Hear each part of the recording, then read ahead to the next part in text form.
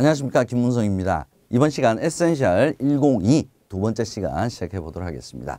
자, 010 10번째 문제, 기업 공개에 관련된 문제입니다. 다음 중 기업 공개에 대한 설명으로 맞는 것 찾는 거네요. 1번, 채권 발행을 통해 이루어진다. 이 지문도 굉장히 많이 나오는 문제입니다. 채권 발행이 아니라 주식 발행을 통해서 이루어지는 거죠. 그래서 채권 발행과는 관련이 없습니다. 2번, 일정한 기준에 따라 다수의 투자자에게 주식을 분산하는 것이다. 자, 기업 공개의 가장 큰 핵심은 소유 주식을 집중되어 있던 소유 주식을 분산하는 거였습니다. 자, 이 지문 여러분께서 꼭 유의 깊게 봐주시기 바랍니다. 3번, 기업이 발행한 증권 종목별로 이루어지는 것은 상장이죠, 상장. 이것도 굉장히 기업 단위로 이루어지는 기업 공개와 증권 종목별로 이루어지는 상장을 비교하는 문제, 바꿔서 출제가 굉장히 자주 되고 있다는 점 기억해 두시고요. 4번, 기업 공개로 발행된 주식은 반드시 상장되어야 되는 것은 아닙니다. 거의 대부분 상장은 되지만 반드시 상장되어야 되는 것은 아니다. 정답은 2번이 되겠습니다. 연관 문제 한번 보겠습니다. 자, 유상증자의 종류가 몇 가지 있었죠. 그죠? 주주 우선 배분도 있었고, 제3자 배정도 있었고, 직접 공모도 있었고, 그죠? 예. 유상증자 가운데 가장 일반적인 형태는 주주들에게 배정을 하는 주주 배정. 예, 요거 정도는 여러분께서 꼭 암기를 해 두시면 좋겠습니다. 두 번째, 자본금과 실질 재산이 동시에 증가를 하는 형태는 유상증자죠. 예, 동시에 둘 다 증가하는 증자 형태는 무상증자가 있고 유상증자가 있었죠. 그죠? 무상은 뭡니까? 무상은 회사가 이익잉여금이 많이 생겼을 때 이 돈으로 주식을 발행하는 거죠. 그래서 기존 주주들에게 나눠주는 것이기 때문에 실질적으로는 자본금이 회계상에 늘어나지만 실질적으로 돈이 들어오는 것은 아닙니다. 하지만 유상증자는 주식을 발행을 해서 실제 주주들에게 파는 거죠. 그래서 돈이 들어옵니다. 자본금도 늘어나고 실질 재산도 늘어나는 것은 유상증자다. 이렇게 구별을 해 주셔야 되겠습니다. 연관 함정 보겠습니다. 주식 발행으로 조달된 자금은 차입 금액이 아니죠. 차입 금액, 채권 발행으로. 채권은 돈을 빌리려고 하는 거고요. 주식은 자기 자본입니다. 그래서 일단 차입 금액, 얘가 틀렸죠. 가장 안정적인 자금 조달 수단은 주식이 맞습니다. 두 번째 함정 보겠습니다. 주식 회사는 인수기간을 중간에서 증권회사가 발행이라든지 아니면 인수 발행된 주식 잘 안 팔린다든지 그랬을 때 이제 인수하는 역할 하는 것이 인수기간입니다. 인수기간을 통하지 않고 직접 신주를 발행할 수가 없는 것이 아니라 직접 공모할 수 있다고 말씀드렸잖아요. 그죠? 유상증자의 종류 중에는 직접 공모, 직접 할 수가 있습니다.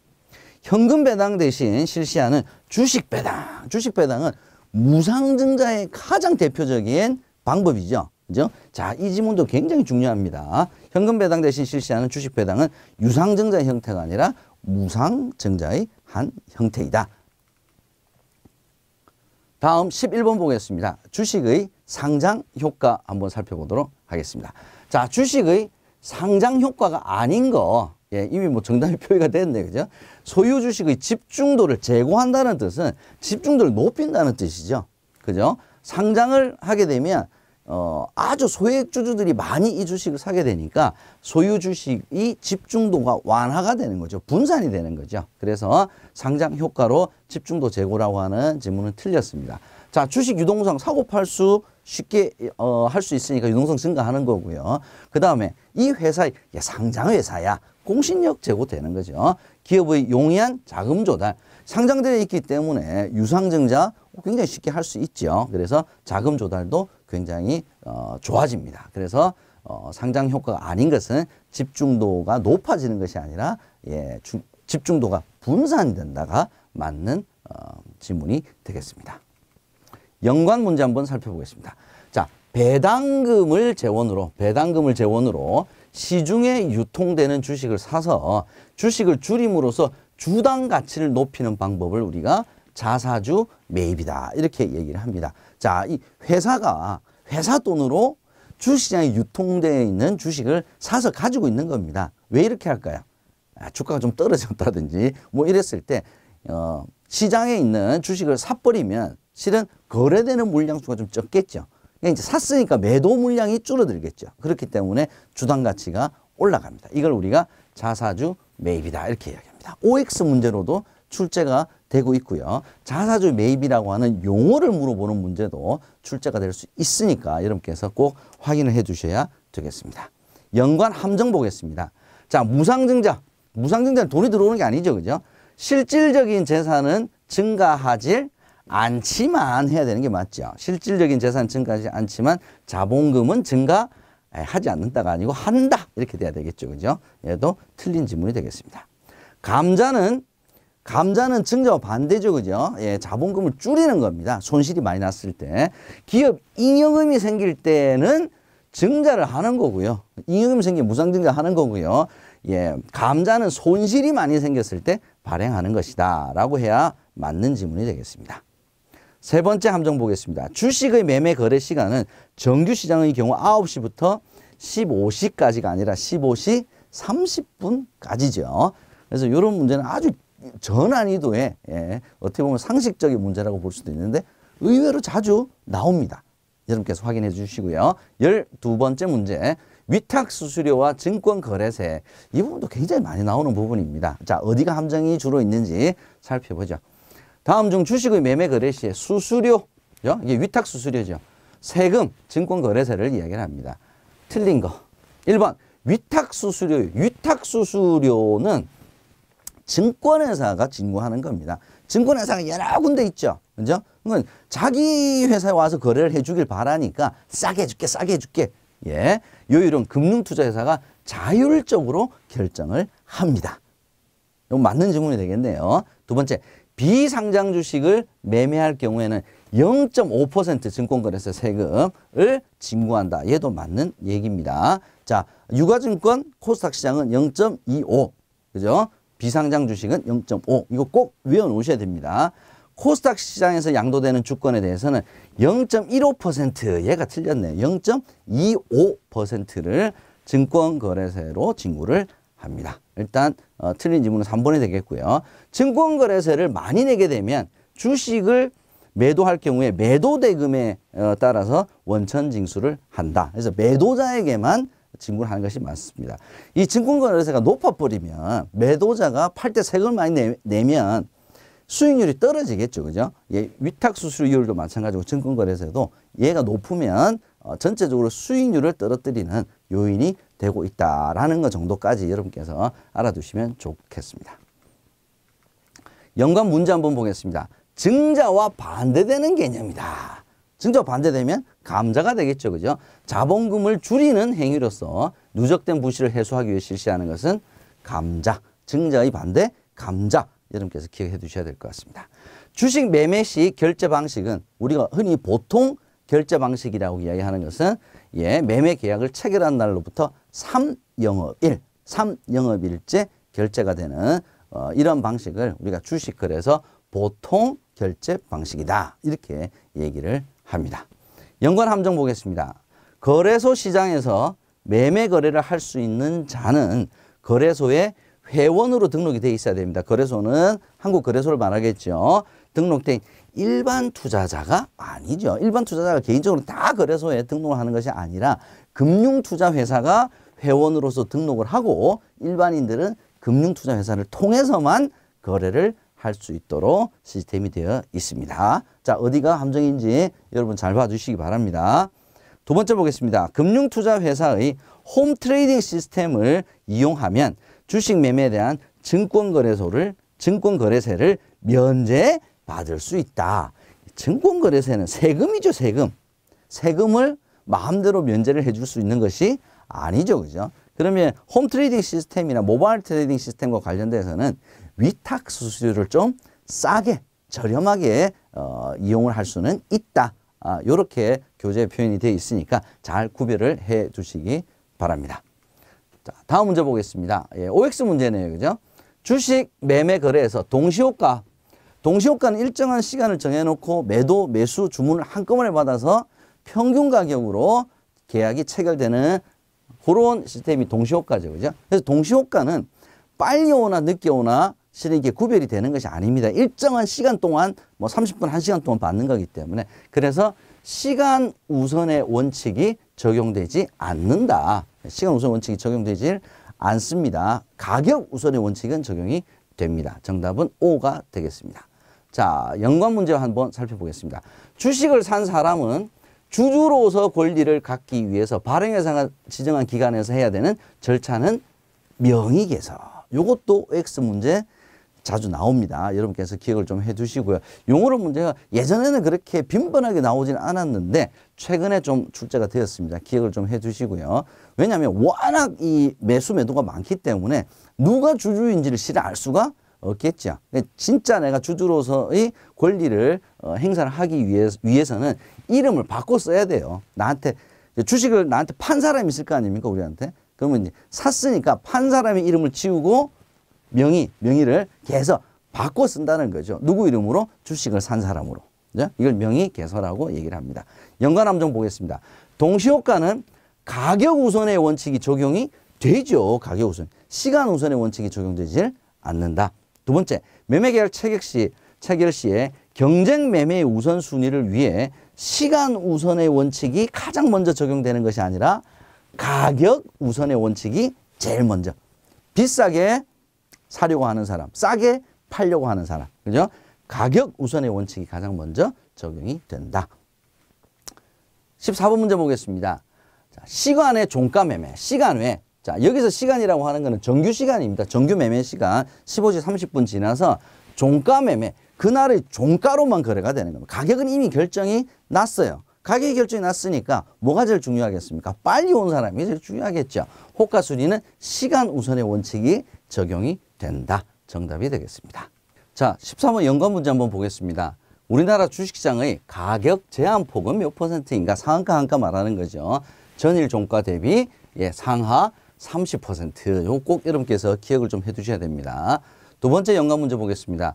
프로그램 매매 호가 효력 일시 정지 제도. 사이드카죠. 사이드카의 발동 조건은 항상 제가 기억을 해두시라는 게 5151입니다. 자, 전일 종가 대비 5% 이상 등락하여 1분 이상 지속이 되는 경우에 5분간 정지, 하루 한 번. 5151 꼭 기억을 해두시고요. 연관 함정해 보시게 되면 한국종합주가지수가 직전 거래일의 종가 대비 7, 10%, 20% 이상, 요거는 서킷 브레이커스의 발동 요건은 8, 15, 20 이렇게 되죠. 8%, 15%, 20%이기 때문에 자, 이 부분이 틀렸습니다. 이렇게 발동 요건을 물어보는 문제가 작년에 좀 나왔으니까 여러분께서 꼭 기억을 좀 해두셔야 될 것 같습니다. 프로그램 매매 호가 효력 하루에 호가 효력 정지죠. 정지하는 것은 하루에 2회에 하나여 중단될 수가 있다. 2회가 아니고 1회죠. 5151 요거 기억해 두시기 바랍니다. 15번 주식시장의 공시제도 보겠습니다. 공시제도는 증권시장 내의 정보 불균형을 해소하고 공정성을 확보하여 투자자를 보호하기 위함이다. 자, 이 문제도 굉장히 몇 년째 계속 나오는 문제입니다. OX 문제로 자주 나옵니다. 맞는 지문이 되겠습니다. 연관 문제 보겠습니다. 회사의 내부자가 회사 증권을 6개월 내에 매매하여 얻은 이익은 내부 정보를 활용하였는지 이용하였는지 여부와 관계없이 이익을 회사에 반환하는 바로 불공정 거래행위 방지제도의 하나는 단기 매매 차익 반환 제도다. 또 이와 함께 유사하게 이 공매도 금지, 이것도 같이 여러분께서 연상을 좀 해두시면 좋겠습니다. 관리 종목을 지정하는 사유, 이 부분도 한 번씩 나옵니다. 왜 이제 관리 종목을 지정을 하느냐면 처음에 상장 시에는 상장 요건이 있었죠, 그죠? 그 요건에 맞춰야 상장이 되는데 상장되고 난 다음에 상장돼서 잘 거래가 되는데 상장 요건에 맞추지 못하는 수가 있습니다. 그럴 경우에 관리 종목을 지정하는데 최종 부도, 은행 거래 정지, 회사 정리 절차 개시, 심각한 자본 잠식, 사업 보고서 미제출, 거래량 주가 수준, 시가총액의 기준치 미달. 자, 이런 것들이 관리 종목 지정 사유에 해당이 됩니다. 주로 이제 정답은 자본 이익률 감소. 이게 맞냐 틀리냐 이렇게 시험 문제에 자주 출제가 되니까 같이 여러분께서 확인해 주시면 좋겠습니다. 연관 함정 보겠습니다. 배당락. 배당락이라고 하는 것은 배당을 받을 수 있는 권리가 없어졌을 때 주가를 인위적으로 떨어뜨려 주는 거죠. 그래서 주식 거래에서 불공정 거래 행위 방지 제도하고는 전혀 상관이 없는 제도입니다. 두 번째, 주당 가격이 과도하게 높다. 과도하게 높을 경우에는 액면 분할을 통해서 20만 원짜리를 2만 원짜리 10주로 바꿔주는 거죠. 그래서 액면 분할을 하는 것이지 액면 병합을 하는 것은 아닙니다. 액면 병합은 너무 낮았을 때, 그래서 1,000원짜리 주식 10주를 10,000원짜리 한 주로 바꿔주는 거, 이게 액면 병합입니다. 16번 보겠습니다. 퍼가 나왔네요. 주가 수익 비율. 주가 수익 비율도 자주 나오는 문제는 아닌데 한 번씩 나옵니다. 근데 얘는 나오는 게 딱 정해져 있어요. 현재 주가를 주당 순이익으로 나눈 값이다. EPS, 현재 주가 나누기 EPS 이렇게 봅니다. 두 번째 키워드는 현금 창출 능력과 현재 가격을 비교하는 잣대다. 자, 요 키워드만 딱 생각하시게 되면 이 주가 수익 비율을 여러분께서 뭐 굉장히 심도 있게 공부하실 필요까지는 없습니다. 이 퍼가 낮다라고 하는 것은 주가가 저평가되어 있다라고 판단을 한다. 뭐 요 정도까지가 시험 문제 출제될 수 있는 부분이니까 여러분께서 그 정도만 확인해 주시면 좋겠습니다. 연관 문제 보겠습니다. 현재 우리나라 거래소에서 발표되는 주가지수 산정 방법은 모든 우리나라 거래소에서 발표하는 주가지수는 시가총액 방식이다. 주가 평균식 아닙니다. 요거 한 번씩 출제가 되는 부분입니다. 연관 함정 보겠습니다. 우리나라 거래소에서 발표되는 주가지수는 바로 나오는 주가 평균 방식이 아니라 시가총액 방식입니다. 퍼가 낮은 주식은 저평가되어 있다 그랬죠. 그죠? 앞으로 주식 가격이 저평가되어 있으니까 상승할 가능성이 크다고 판단을 합니다. 17번 보겠습니다. 자, 주식 시세표도 어떻게 보면 되게 쉬운 문제인데 자주 나와요. 맞는 거. A 종목 종가 56,500원. 등락폭은 저기 삼각표가 이렇게 돼 있으니까 이게 올랐다 이런 표시죠. 그죠? 전일 종가 대비 1,000원이 올라서 56,500원이 되었다. 거래량은 단위가 10주입니다. 10주. 그래서 183이라고 돼 있지만 실제 거래량은 곱해줘야 되니까 1,830주가 되겠죠. 이럴 경우에 하나씩 여러분께서 숫자를 한번 써주시면 될 것 같아요. 자, 전일 종가가 얼마입니까? 1,000원 올라서 56,500원이 됐으니까 전일 종가는 55,500원이겠네요. 그죠? 금일 저가는 여기 나와 있잖아요. 여기 있네. 그죠? 56,300원. 네. 금일 저가가 더 크네요. 그죠? 그러니까 전일 종가는 금일 저가보다 더 낮다라고 해야 맞는 지문이 되겠습니다. 금일 시가는 57,000원이네요. 그죠? 금일 종가 56,500원이니까 금일 시가가 더 높네요. 그죠? 얘도 틀렸네요. 그죠? 금일 시가는 57,000원인데 전일 종가는 55,500원이었죠. 그죠? 55,500원보다 높네요. 그죠?